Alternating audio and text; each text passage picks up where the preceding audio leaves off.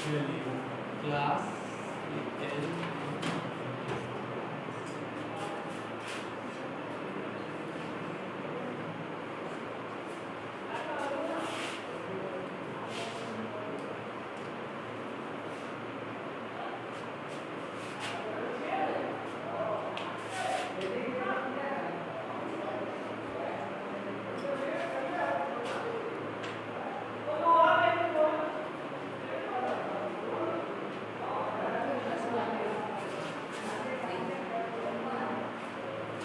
आज हम लोग का हुआ चालू हो रहा है क्लास 9 का सब्जेक्ट केमिस्ट्री और लेसन 2।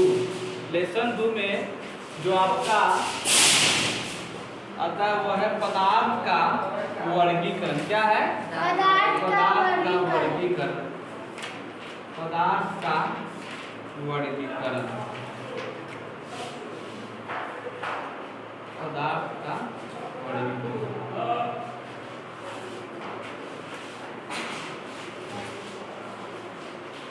एक बात हमको बताइए, इससे पहले आप लोग का जो पहला चैप्टर था उसमें आप लोगों को हम पदार्थ के बारे में बता दिए। बताए हैं कि नहीं? बता दिए। ठीक है, तो बता दिए हैं तो बताइए सबसे पहले कि पदार्थ किसे कहते हैं?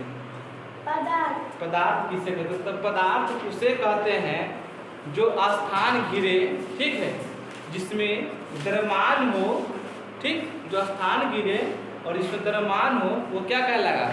पदार्थ कहलाएगा। क्या कहलाएगा? पदार्थ कहलाएगा। पदार्थ बताया है कि पदार्थ मुख्यतः 5 गो होता है, लेकिन हम लोग को पढ़ना कै गो पड़ता है? 3 गो। कै गो पढ़ाते हैं? 3 गो पढ़ाए थे। और लास्ट डे हम लोग वो 2 पदार्थ बता दिए थे ना, यानी पांचों पदार्थ को हम लोग हम बता चुके हैं। ठीक, आज हम लोग पढ़ने जा रहे हैं पदार्थ का वर्गीकरण लेसन 2 में। आप जब इसको पढ़ लीजिएगा, अगर इस लाइन को, इस चैप्टर को सब पूरा अच्छा से पढ़िएगा तो आपका इससे क्लास 10th का जो आता है, ठीक है, क्लास 10th में आता है बड़े धातु और अधातु। ठीक है, एक चैप्टर आता है धातु और धातु, जो कि इसको पढ़ने के बाद वो आपको हवा की तरह चैप्टर, वो लेसन जब आएगा हवा की तरह उड़ जाएगा। ठीक है, कहाँ? क्लास 10th में। कहाँ? क्लास 10th में। तो सबसे पहले पदार्थ का प्रयास आप लोग देख लिए हैं कि अब हम लोग क्या करेंगे कि पदार्थ को बांटेंगे। क्या करेंगे? बांटेंगे। क्या है कि लेसन से ही पता चल रहा है, कर रहा है पदार्थ का वर्गीकरण, यानी पदार्थ को बांटने का बात कर रहा है ना, पदार्थ को बांटने का बात कर रहा है। बड़े इसी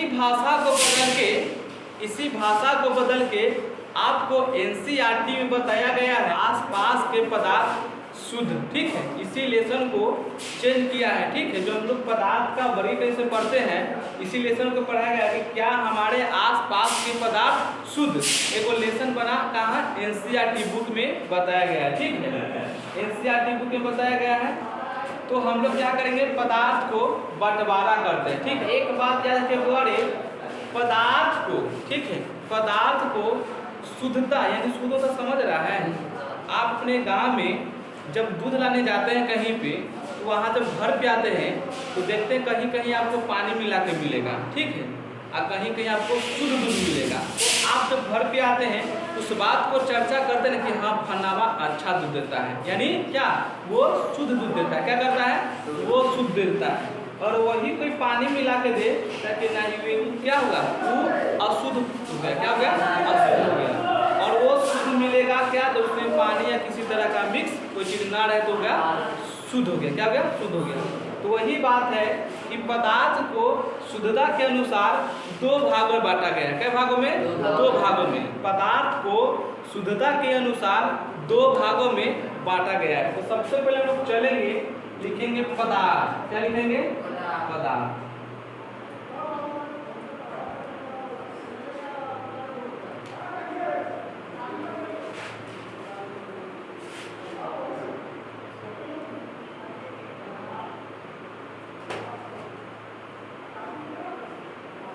सबसे पहले जो आता है शुद्ध पदार्थ होता है। क्या आता है? शुद्ध पदार्थ। शुद्ध पदार्थ शुद्ध पदार्थ, और दूसरा आता है अशुद्ध पदार्थ। क्या का? अशुद्ध पदार्थ, अशुद्ध पदार्थ, अशुद्ध पदार्थ। अब एक चीज ध्यान रखिए बड़े कि शुद्ध पदार्थ, ठीक है, हम लोग समझ रहे हैं कि पदार्थ को दो भाग में बांटा गया है, एगो शुद्ध पदार्थ, एगो अशुद्ध पदार्थ, ठीक है। अब बात आता है कि शुद्ध पदार्थ, तो बड़े शुद्ध पदार्थ को भी दो भागों में बांटा गया है। क्या किया है? शुद्ध पदार्थ को भी दो भागों में बांटा गया। क्या किया है? दो भागों में बांटा गया। तो वो कौन दो भाग हैं? ये देखिए, वो दो भाग आपका आ जाएगा बड़े, आपका दो भाग आता है, एक है तत्व और एक है यौगिक। क्या है? एक आएगा तत्व और एक होगा यौगिक, यानी एक होगा तत्व और दूसरा होगा यौगिक। यानी शुद्ध पदार्थ को भी दो भागों में बांटा गया। क्या किया? शुद्ध पदार्थ को भी दो भागों में बांटा गया, जिसका पहला हो गया तत्व और दूसरा हो गया यौगिक। क्या हो गया? एक पहला हो गया तत्व और दूसरा हो गया यौगिक। अशुद्ध पदार्थ को भी बांटा गया, ठीक है, अशुद्ध पदार्थ को बांटा गया और अशुद्ध पदार्थ को बांटा गया मिश्रण में। क्या में? मिश्रण में। वही दूध में पानी मिला दिया तो मिश्रण हो गया। तो वही अशुद्ध पदार्थ को क्या कौन भाग बांटा गया? मिश्रण में। क्या किया? मिश्रण में बांट गया, ठीक है। किससे बांटा? मिश्रण में।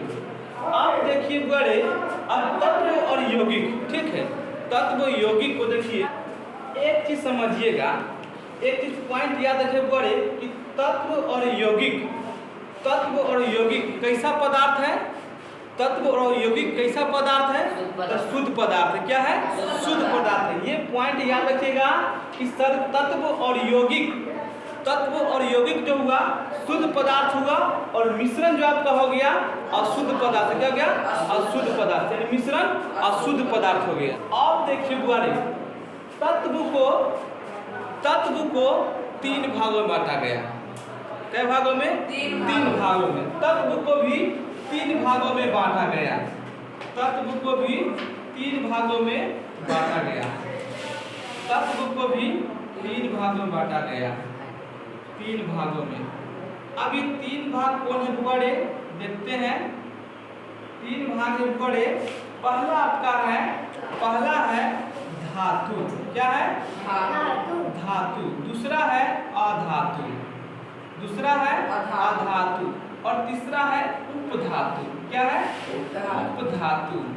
पहला धातु, दूसरा अधातु, तीसरा उपधातु, तीसरा उपधातु। अब देखिए, शुद्ध पदार्थ में तत्व और दो यौगिक था। अब तत्व को तीन भाग में बांट दिया तो यौगिक को भी बांटेगा ना। यौगिक को बुआरे, यौगिक को दो भागों को बांटा गया। कई भागों में? दो भाग में। यौगिक को दो भाग में बांटा, तो वो दो भाग कौन है? आइए देखते हैं। ये दो भाग इसका आ जाएगा बुआरे, ये दो भाग आ जाएगा आपका, ये दो भाग आ जाएगा। पहला कार्बनिक। क्या का? पहला का कार्बनिक। क्या का? कार्बनिक। कार्बनिक और दूसरा होगा अकार्बनिक। क्या हो जाएगा? अकार्बनिक। अकार्बनिक। यौगिक को दो भागों में बांटा गया, जो पहला गया कार्बनिक और दूसरा गया अकार्बनिक। ठीक, मिश्रण अभी बचा हुआ है ना।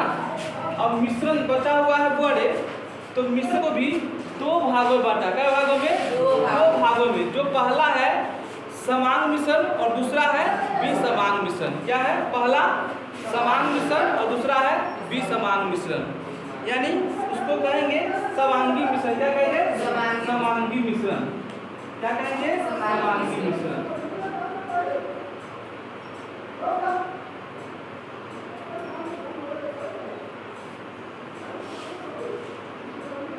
इसको कहेंगे समांगी मिश्रण।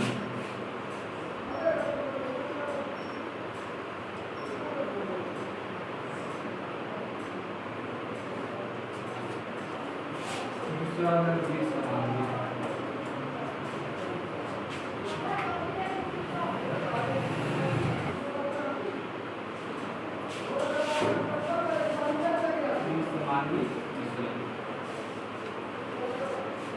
देखिए शुद्ध पदार्थ को बांटा कितना में, शुद्ध पदार्थ को 2 भाग में बांटा, पहला तत्व और दूसरा यौगिक। अब तत्व को भागा, तत्व को बांटा क्या भाग में, 3 भाग में, तत्व को भागा 3 भाग में बांटा और यौगिक को 2 भाग में। तत्व का 3 भाग है, एक है धातु, अधातु और उपधातु। यौगिक को बांटा 2 भाग में, कार्बनिक और अकार्बनिक। मिश्रण को बांटा क्या भाग में, 2 भाग में, जो समांगी मिश्रण और विसमांगी मिश्रण। अब मान लीजिए आपसे सवाल कोई करेगा कि बड़े बताइए कि शुद्ध पदार्थ को कितने भागों में बांटा गया है, शुद्ध पदार्थ को कितने भागों में बांटा गया, तो शुद्ध पदार्थ को 2 भागों में बांटा गया। अब पूछे कि नाम लिखिए, तो नाम क्या लिखना है, तत्व और यौगिक। क्या लिखना है, तत्व और यौगिक। शुद्धता के आधार पर पदार्थ कितने प्रकार के होते हैं, ठीक है। शुद्धता के अनुसार ये बता है कि शुद्धता के अनुसार पदार्थ कितने प्रकार के होते हैं। शुद्धता के अनुसार पदार्थ क्या तरह के, 2 तरह के। क्या तरह के, 2 तरह के। पदार्थ के बात कर हुआ तो क्या तरह का आ गया, 2 तरह के। अब पूछेंगे शुद्ध पदार्थ कै गो है, तब होगा 2 गो। और फिर तत्व का भाग बांटा गया, तत्व क्या भाग बांटा गया, 3 गो। और यौगिक को क्या भाग बांटा गया, 2 भाग में। और मिश्रण का भाग बांटा गया 2 भाग में। और शुद्ध पदार्थ को क्या भाग बांटा गया, 1 भाग में। और आगे बैठा। चलिए आज जो हम लोग पढ़ाई किए हैं उससे रिलेटिव, ठीक है, यानी उसके मुताबिक आपको हम 3 प्रश्न देंगे, ठीक है, जिसमें आपका एक प्रश्न दिमाग का पावर चेक करने के लिए मिलेगा, ठीक है। क्या एक जो प्रश्न मिलेगा आपका दिमाग के पावर चेक करने के देंगे, इतने बता देंगे लेकिन उसको हम लिखाएंगे नहीं। आपको दिमाग देखते कितना तेज है, आप उस क्वेश्चन को बना के लाते हैं कि नहीं लाते हैं, ठीक है। बाकी जो 2 क्वेश्चन रहेगा, बाकी जो 2 क्वेश्चन है ये पढ़ाई में से जाएगा, ठीक है। और 1 क्वेश्चन एक्स्ट्रा आपको देंगे दिमाग का पावर चेक करने के लिए। अगर मन आई दे रहा है, ध्यान सेमेस्टर दिया कल का हां आज दे रखा है, आई के ध्यान देके जाएगा है। क्वेश्चन 1 का रहा है कि शुद्धता के आधार पर बड़े, शुद्धता के आधार पर, शुद्धता के आधार पर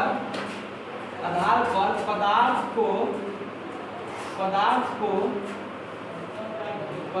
को कितने भागों में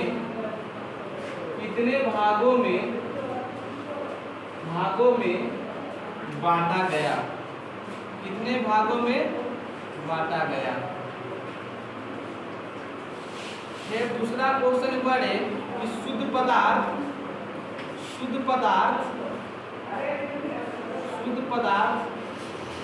कितने प्रकार के होते हैं, शुद्ध पदार्थ कितने प्रकार के होते हैं, शुद्ध पदार्थ कितने प्रकार के होते हैं। फिर पढ़े आपका तीसरा क्वेश्चन है कि आवर्त सारणी में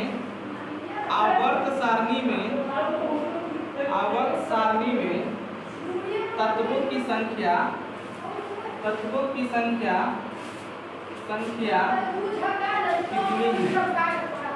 कितनी है, ठीक है। एक चीज बताइए, आप लोग को हमें बताए हैं आवर्त सारणी के बारे में, बताए हैं कि कै गो तत्व है, नहीं ना बताए हैं, तत्व बताए हैं कितना है, सो नहीं बताया कि कै गो है। तो आवर्त सारणी समझिए, आवर्त सारणी का मतलब बड़े कि जिस तरह से आपके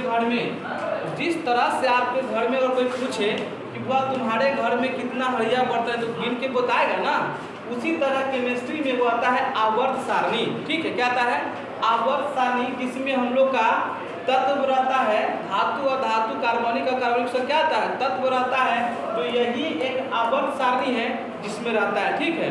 तो जिसमें तत्वों की संख्या दिखा रहा है उसको आवर्त सारणी में कहेंगे, ठीक है। जहाँ पूरा तत्व को लिखा रहा है वो आवर्त सारणी में रहता है, ठीक है।